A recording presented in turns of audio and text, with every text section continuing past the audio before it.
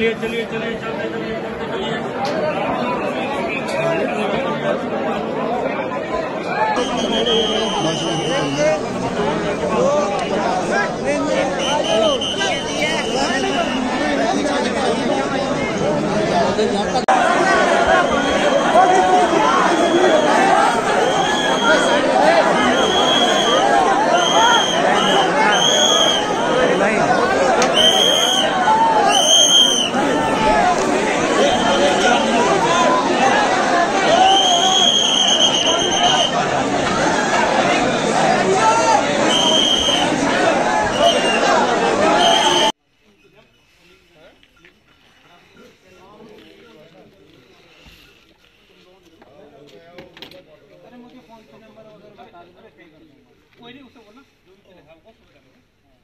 जब माँ वैष्णो के दरबार में जो हादसा हुआ, आप वहीं पर मौके में मौजूद थे, क्या हुआ था वहाँ पर? हाँ, मेरा नाम अजय है और हम लोग दोनों भाई हैं, नोएडा से आए हैं। तो हम लोग उस टाइम 2 बजे की बात थी, हम लोग क्लॉक रूम के गेट के पास ही खड़े थे।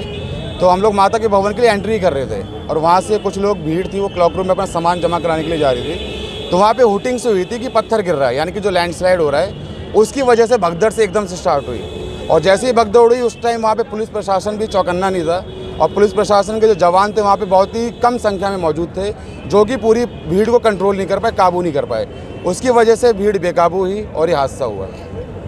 कितने बजे का टाइम रहा था उस टाइम पे और क्या वहाँ पे जो स्थिति थी क्या रही थी उस टाइम पे?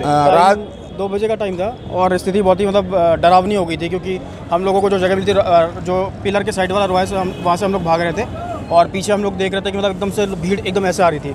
और क्योंकि वहाँ पे पुलिस के सिर्फ 2 जवान थे तो उन्होंने कंट्रोल भी नहीं कर पाए सही तरीके से। कौन से क्लॉक रूम थे? भवन में अलग अलग परिसर में क्लॉक रूम है, बता सकते हैं कौन सा? 2 और 3 वाले में, जो गेट नंबर 3 है वहाँ उसके पास। आपके परिवार के साथ कौन कौन आया? और नहीं, मैं, मेरा भाई और एक मेरा फ्रेंड है, वो हम 3 थे। रात को जब हादसा हुआ वहीं पे मौजूद? हाँ, हमको धक्का लगा था, हम लोग फिर साइड से निकल के भाग के निकल गए थे आगे से। भीड़ कितनी रही होगी? भीड़ बहुत थी, तकरीबन ये समझ लीजिए कि पाँव रखने तक की जगह नहीं थी वहाँ पे। अनुमान लगाया जाता है कि कितनी भीड़ होगी? श्रद्धालु लगभग मतलब जहाँ तक हमारी नज़र आती है वहाँ पे कम से कम मतलब 5-10 हज़ार लोग होंगे।